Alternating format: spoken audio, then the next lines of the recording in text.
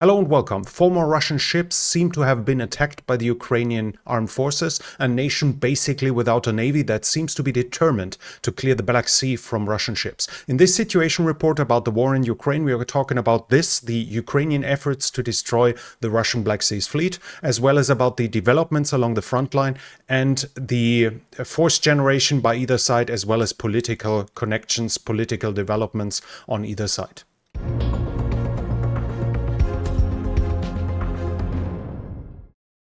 Before we go to the developments along the front line itself, we have a fresh report. According to the Russians are claiming they struck the tank repair plant in Kharkiv. They claim that Kharkiv was used from the beginning of the war to repair big amounts of armored vehicles, IFVs, MBTs, APCs, etc. And now supposedly, while former strikes have hit empty positions, empty warehouses, now they claim they struck one of the two main production lines in their attack. There is no confirmation whatsoever of this as of now. It seems to be, though, that the smoke that was filmed in Ukraine seems to be in that direction, so there might be some truth to it. Let's go to the developments along the front line. We have news from the north here. In the past few days, the Russians here in the northern front line were successful to a certain degree west of Liman Pershi. They basically managed to capture additional ground here along the Oskil River. Russian military bloggers claim they crossed the Oskil in force over 4 kilometers width, but there is no proof whatsoever of this. Other military bloggers deny this, so this seems to be pure fantasy as of now. We also have reports about increased attacks around Sinkivka. I cannot confirm any additional Russian success in this line here, though. The Russians also attacked further south in the direction of Berestove, so west of Novosilivsk, which is one of the main focus points of the Russians to attack in this area. Other than that, Russian attacks are being reported here in the Serebryansk forest north of the Siversky Donetsk River. I cannot confirm any change of territory here. So while we have additional small gains west of Liman Pershi, that's more or less it north of the Siversky Donetsk. South of the Siversky Donetsk, we have reports about Russian attacks on Bilohorivka, and the Russians managed to gain significant ground southeast of Vesele. They roughly advanced for a kilometer here in this area, northwest of the other Bilohorivka, where they managed to push forward in this direction. The fighting is also continuing around Bakhmut. The Ukrainians are now officially saying they liberated Avdiivka. I reported it like a week ago that in my book, it seems to have been liberated. That was wrong at that point. While the Russians had already evacuated the town, it was not secured by the Ukrainians, which now is the case, according to the Ukrainians and according to agreement by the Russian military bloggers. The Ukrainians are also claiming they basically destroyed completely the 72nd Motorized Rifle Brigade. Here in Andriivka, supposedly they managed to encircle it at least partially and then asked them to surrender. Parts of it surrendered, the rest was destroyed. This is coming from only Ukrainian sources. I do not see any Russian confirmation of these losses yet, and I have not seen convincing video evidence either, so this might be completely wrong in this regard, but at least the Ukrainians are claiming they gained this ground. There are also further successes being reported here in Klishivka. We know that the Ukrainians are advancing inside of the town. It seems to be the case that the Russians have evacuated all of Klishivka as of now, so there doesn't seem to be a permanent presence of the Russian inside of the town anymore, but they do occasional counterattacks in the direction, and the Ukrainians have not secured the northeastern pass. So as of now, we cannot confirm the liberation of Klishivka, but it seems to be more a question of time than the question of if. It's more the question of when, no longer the question of if, at least if we see the current trend in this regard. Further south in the direction of Avdiivka, we have additional fighting. Most of the fighting seems to be concentrated on Opitne, even though we have reports in the northern part of Avdiivka as well, attacks in fighting north of the region here. But the important thing is I cannot confirm any change in territory. When it comes to Opitne, there were initial claims that the Ukrainians had liberated the towns a week ago. I cannot confirm this, and I wasn't able to confirm it at any point. While the Ukrainians likely pushed the Russians away from the northeast of the town, they don't seem to have a permanent presence inside of Opitne yet. Further south, fighting is continuing around Marinka. The Russians usually keep attacking there, but they cannot claim, they cannot show any successes recently, and the Russians, the more serious Russian military bloggers, don't claim those successes either. When we move over to the oblast border, to the area south of Velika Novosilka. Here we have additional fighting being reported. Both sides attack and do counterattacks, but the only thing that seems to have been successful is a Ukrainian attack north of Priutne. They seem to have pushed the Russians somewhat back in this area, but I'm not fully able to confirm it. Other than that, Staromayorsk and Uroshaine are small attacks being reported, and in Novodonetsk and Novomayorsk, the fighting also is continuing, even though it's mostly seems to be artillery fire as of now. The infantry attacks have basically subsided. They are decreasing in numbers, and we do have a Russian military blogger, the Vostok Battalion. Vostok Battalion, this is, if I'm not completely wrong, a DNR unit, and they are more or less saying, as you can see here, that the activity is dying down, that right now the Ukrainians don't attack anymore. It seems that the Ukrainians are moving away their focus more in the Opitne area, as we will come to that in a moment. But the interesting thing, or the important thing, is they don't what they say, this doesn't mean that they won't be able to attack again. So it's not that the Ukrainian power is gone here. They more or less, according to the Russians, don't decide to attack as of now. We are going further west here to the Opitne area, and this seems to be the reason why probably at Velika Novosilka it's dying down somewhat. First of all, there are some reports of troop rotations by the Ukrainians, and the advances of the Ukrainians have died down here. We have reports about attacks and counterattacks again from either side, but not much to show for. There seems to be the possibility. I have some indications that the Ukrainians might have gotten somewhat closer to Verbove here, but that's more or less it. Over the last few days, there has been no massive movement, no significant change in control of territory. One of the reasons will clearly be the minefields. We have an example here from the Ukrainian side where they're saying an area of 250 square meters, so 50 by 50 meters, takes a full day to demine because the minefields are so thick.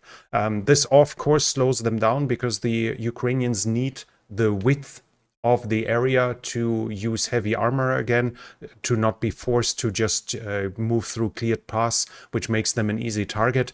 But as of now, at least, the advances have somewhat slowed down, and as it seems that the area south of Orikhiv is now their best chance to advance further south. It seems a logical step that the Ukrainian reserves will increasingly be concentrated mostly on this area here. We have reports about some Russian attacks west of this, but nothing much has changed here. And in the Dnipro area, here on the islands, we have the usual reports about Ukrainian landings, occasionally a Russian landing, but the majority of the activity is done by the Ukrainians here, and which clearly aims at fixing Russian troops in place by increasing the threat towards the Russian-held side of the Dnipro. There is a summary from a Russian deputy in the Duma. He was the former deputy commander, I think, of the Southern Military District. So he should be, yeah, he's a general, I think Major General. I'm not completely sure. But we're talking about a military specialist, and he's talking about the situation here. Andrei Gurulev, he says the Ukrainians are basically showering the Russian positions with cluster munitions and force them to withdraw again and again with this. But there are no more big attacks, no more massive attempted steamroll attacks, as after those had failed initially. So now they basically prepare with artillery and then come with smaller infantry groups trying trying to exploit it. What is interesting is that after the initial beginning of the Ukrainian counterattack, we saw videos of Russian Kamo-52 basically slaughtering the Ukrainian heavy armor. Now we don't see many videos about this anymore, and he says one of the reasons, he mentions that SHORAD, the short-range air defense of the Ukrainians, has massively improved, and helicopters are basically can no longer be used as they are too much in danger by the Ukrainian short-range air defense. So we see a clear improvement on the Ukrainian side. He's also saying that the Russian counter-battery attempts have bared some fruits. They have improved somewhat, but the Ukrainians immediately reacted to that. They moved their artillery out of the range. So basically they pulled it back to no longer, so the Russians are no longer able to shell it. But he mentions that the drawn artillery, like M777, D30, D20, etc., had suffered heavy losses. So now the Ukrainians switched over to mostly using self-propelled artillery, and it's close to impossible to hit this. So now, while they might no longer be able to use drawn artillery, they make up for it with self-propelled, which does the job as well and can no longer be effectively attacked. The Ukrainians, he mentions, have masses of drones, but the Russian side is learning from that and is adjusting to it. But the interesting part is at the end here, he basically says that the biggest threat, while the Russians are getting better, so he obviously he needs to mention that in the end most is going well, otherwise it could probably be discrediting the Russian troops. But what he says here is that the biggest problem they are having right now are the lies. There are wrong reports on all levels in the Russian military, which then lead to wrong conclusions and to wrong orders. I've talked about this in the past, that in despotic systems, after a while, it becomes imperative to give good news to your superiors to stay in your position or to be promoted. Whether these good news are the truth or not doesn't matter that much. It's much more important that the reports are good. And this is a clear sign what we see on the Russian side, and we have someone here admitting to it and once more mentioning it as a problem. We have had that in the past with other military bloggers. So again here, Russians are confirming that they still have fundamental problems. Has been some developments on the Crimean Peninsula. According the Ukrainians probably destroyed an S-400. Now it's unclear. There are claims that they destroyed a system, basically a launcher, and then the reports are claims from launchers being destroyed to the full system, to the full battery. Some Russian military bloggers seem to confirm that the strike has been fully successful. It was here at Yevpatoria. Here, somewhere close to here, an S-400 system, the most modern Russian air defense system that is in use right now. According to the reports, the Ukrainians first struck its radar systems and antenna with drones to then follow it up with Neptune anti-ship missiles in a ground attack mode to destroy the S-400 batteries. This is an ongoing attempt by the Ukrainians to take out the Russian air defenses. We've seen the report from the last situation report where Sevastopol was attacked, where according to the Russians, and it seems the West seems to be more or less in agreement to that, 7 out of 10 Storm Shadow or Scalp cruise missiles were shot down. Obviously, the more air defense you take out, the fewer cruise missiles will be intercepted in strikes on the Crimean Peninsula. So we see an ongoing attempts here. We've seen it in the past in this area, also S-400 being attacked. Those batteries are expensive and are not in unlimited supply. So every battery taken out, every system taken out in this regard hurts the Russians and reduces their availability of the systems. While this is not an immediate problem, the Russians still have S-400 in reserve, but we see movement going in this way. There are reports, for instance, from the Kuril Islands in close to Japan, that the Russians are removing units there, missile systems, to send it over to Ukraine. So while the Russians still do have reserves, those reserves are being attrited down. The Ukrainians are working on taking them out, basically destroying them, destroying the Russian air defense to a point where it can no longer be efficient. We have reports from the comments from the British Ministry of Defense about the attack on Sevastopol harbor and the shipyard there. The submarine and the LST, the landing ship tank, were basically destroyed effectively. So while they claim the submarine might theoretically be repaired, the estimate is it will take years and cost hundreds of millions. So realistically, this is a write-off. It doesn't make sense to repair this ship anymore.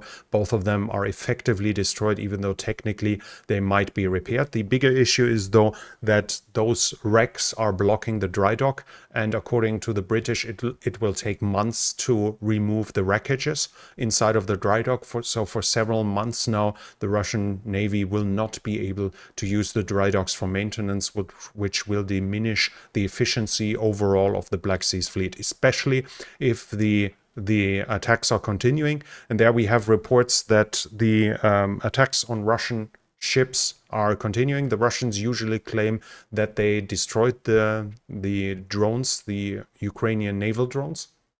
But we do have some indications that this is not completely true. We see here that's the Admiral Makarov, a frigate, and this seems to be fuel that is leaking outside of the hull, so it must have some structural damage inside of the ship. And this is a patrol boat that seems to be lower in the back, but it's important what H.I. Sutton, a naval expert, says here. They have a not natural bow-up posture. So while we see the line going clearly down, that seems to be more or less normal. But according to his analysis, which is usually like very educated, it's likely a little lower than usual. I've seen another analysis according to which this probably has taken some damage to the flotation device, not to the hull itself. It should be, at least under normal circumstances, fairly easy to repair. But then again, we come to the point that for that a dry dock is needed. So while we see that there seem to have been hits, the claims that those ships are destroyed seem to not be the case. And here we see once again the problem we've talked about here in the past, that the Ukrainian naval drones don't seem to have directed charges. What we've seen so far seems to be more or less just putting explosives in a boat and then ramming it into a ship. But as the explosive power goes the way of least resistance, the majority of the blast will move away from the ship and not into the hull. That's why, despite the fact that we are talking about hundreds of kilos of explosives, the ships usually survive. Even if it's a civilian ship, we see a damage like the SIG tanker. We see damage of maybe 2 to 3 meters in diameter. This is significant, but it's not a ship killer as of now usually, and this would be an indication it might just have ruptured a few seams in this regard, so the Ukrainians will have to improve on their naval mines to probably switch to shape charges. But shape charges have the problem that they need the exact distance from the hull to detonate, otherwise the shape charge has basically evaporated and is more or less useless. This will be a big mission for the Ukrainian naval drones to make up for that, to get the explosives efficiently into the hull. As of now, they seem to at least be already at the point where they more or less do get them into the Russian hulls, at least with a fair amount of success. And in the end, drones are expendable. So if you only get 10% in, that's still 1 out of 10 that is going to hit a ship. And as we've seen here, there seem to be indications that there are some hits on ships. The interesting part is too that the Ukrainian naval drones seem to be improved. We're talking again here, H.I. Sutton. He mentions that now the Russians are talking about unmanned semi-submersible boats. Semi-submersible means that the mass of the boat, of the ship, is so big that the majority of it is underwater. The narcos, for instance, do this. They build semi-submersibles to bring drugs to North America from South America. The idea is to make the majority of the ship underwater, where it is more or less immune to radar, and thus to reduce the radar signature. This, in combination with the attempts we've seen in the past with the Ukrainian assaults on the gas platforms, where they took out Russian radar systems, with the attacks on radar stations here, on air defense systems here, all of this points to the intention of the Ukrainians to become serious in their attacks on the on the Crimean Peninsula. It's clearly shaping operations. The Ukrainians are preparing for much, much bigger attacks in the future. That is what we're seeing here, and all the indications point towards this. We have also, in this regard, Riba, the Russian military bloggers are saying that those attacks were meant to accompany a transport, civilian transport ships. According to Riba, 2 ships have left. I think it was 2. At least one. The Puma has left Odessa and is heading towards the Bosporus.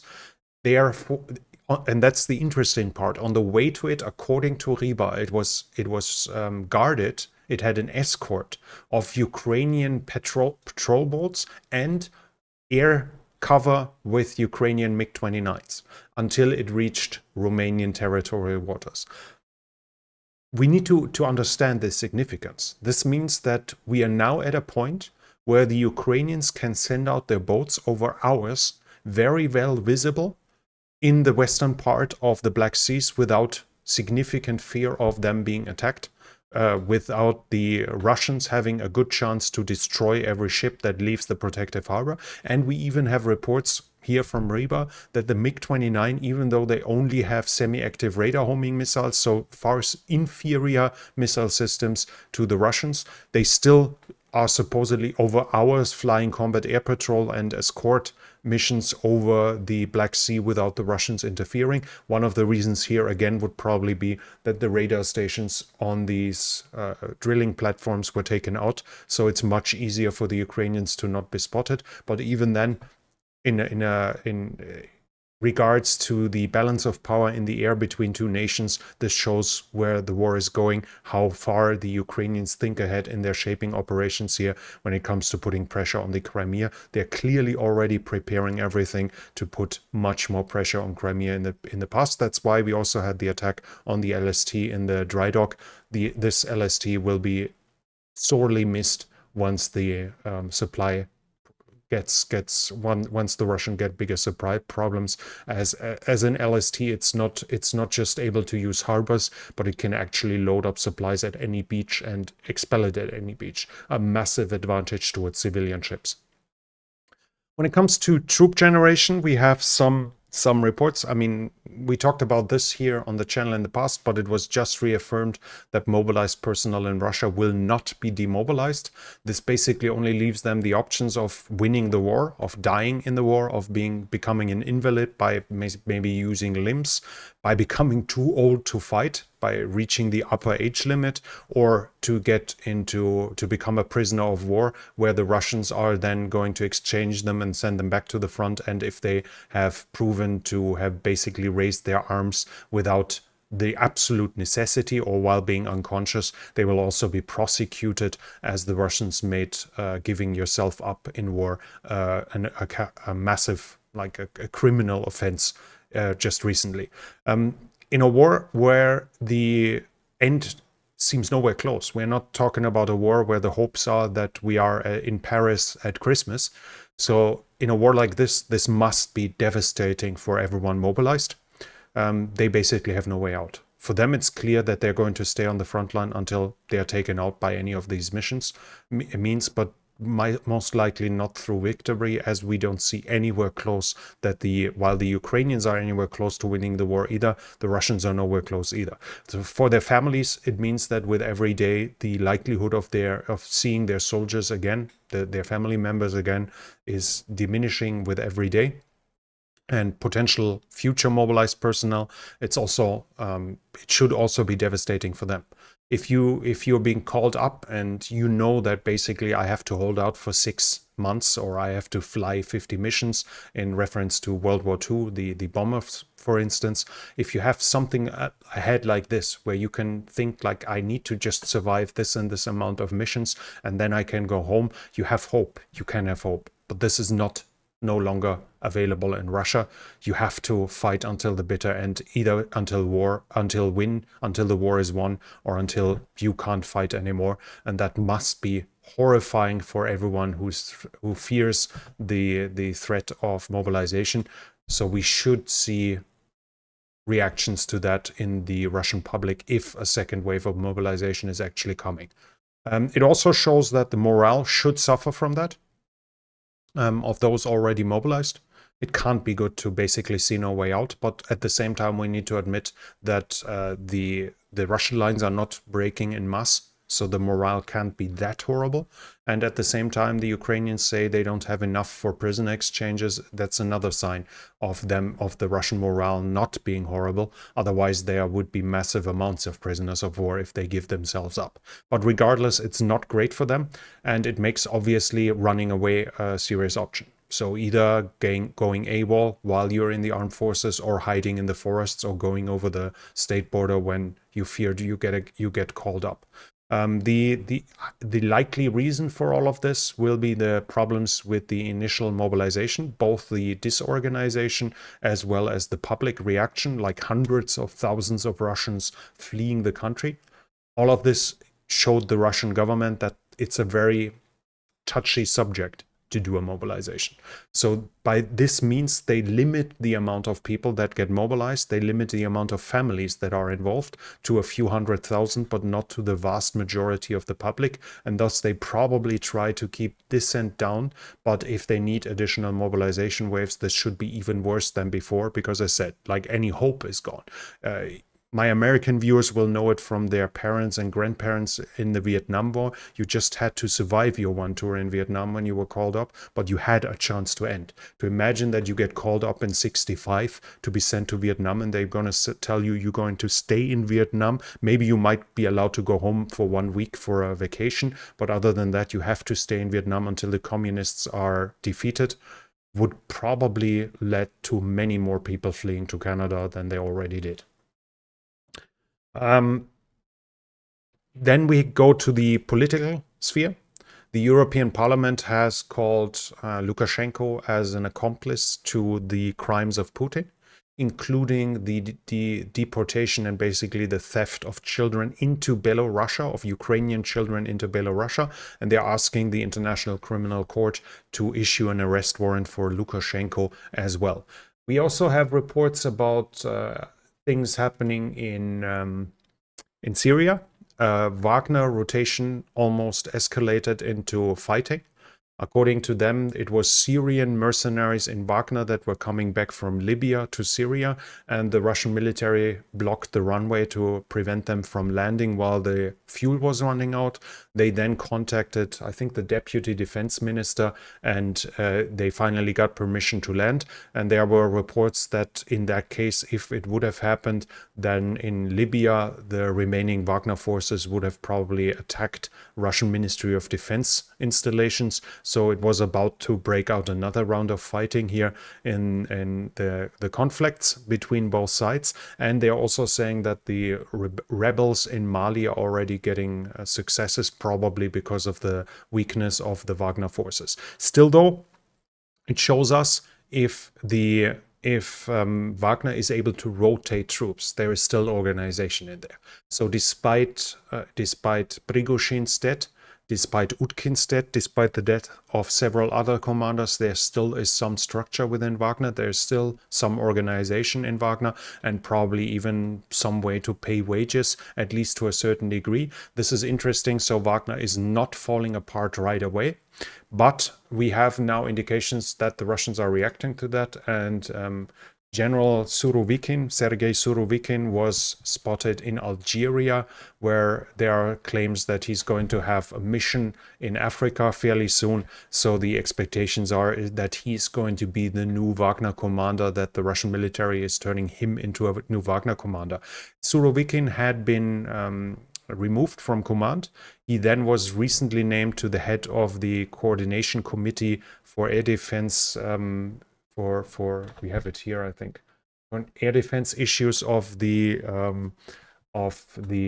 Confederation of Independent States. But it seems that this was more of a placeholder. He will probably be the new Wagner commander. This would actually probably be a fairly smart decision, as Surovikin is considered to be competent, as he is generally being liked, and as he's said to have close connections to Wagner, which is the reason for his removal. So installing him as the new Wagner head seems to be fairly logical in this regard, and probably is a smart move. The best thing the Russians can do if they want to keep some elements of Wagner alive. We also have reports from the GUR, the Ukrainian military intelligence, that North Korea has already started the delivery of artillery ammunition. They talk about 122 and 152 millimeter grenades, Grad rockets, and tank grenades. All of this supposedly has already started, so North Korean ammo is already being delivered to Russia. And according to the GUR, the Kremlin wants to buy millions of grenades in North Korea, so not just a few hundred thousands. They want to stock up in big amounts. In the last video, I told you that according to the research, what I found is that the majority of the North Korean grenades are probably only good for carpet bombing, for saturating an area, as the quality seems to be fairly low, both in regards to accuracy as well as in the reliability of the fuses. And of course, if you want to saturate an area, you need a lot of it. And that seems to be the case, that the Russians want to do that. And now we have news from Romania as well. After several times, the Romanians found Russian drone parts several times now, and they are planning to react to that. And according to that, they are now moving soldiers to the border, that including air defense systems. So we will probably see the Romanians preparing themselves to shoot down drones, at least drones that cross into Romania. As far as I know, Romanians do have the Gepard self-propelled anti-air as well, which has proven to be highly effective against the Shahid drones in Ukraine. And when it comes to international support, it seems to be increasingly clear that ATACMS will come. It's not decided yet, but the pressure is mounting up, and the indications from the US government are increasingly going in a way that it seems to be more a question of days now than a question of if. And that would lead to mounting pressure on the German Chancellor to release the Taurus as well, which is considered to be a superior cruise missile in regards to Scalp and Storm Shadow, and has a special bunker buster warhead that is capable, that would probably be close to the best warhead to destroy the Crimean Bridge. So we'll have to see whether the German government not just gives Ukraine the cruise missiles, but also whether they give them the permission to use it against the Crimean Bridge, because in the end that's the make or break point for the Russians, at least one of them, and would be a good indicator whether the German government wants to just keep the Ukrainians alive during that war, or whether they actually want to allow them to win. This we'll see in the future, and we will obviously accompany it here on this channel. So if you like this video, I would really appreciate you hitting the thumbs up button. It really helps with the algorithm. Leave a comment in the comment section what you think about the current Ukrainian attempts to take out the Black Sea's fleet. And if you're new here, I would like to invite you to subscribe to the channel and hit the bell icon so you don't miss future videos. This channel is only possible because of the support of viewers like you. If you like to support the channel, you can do so by the means in the description. Thank you very much to everyone already supporting this channel. And that's it from me for now. Thank you for watching, and I'll be back.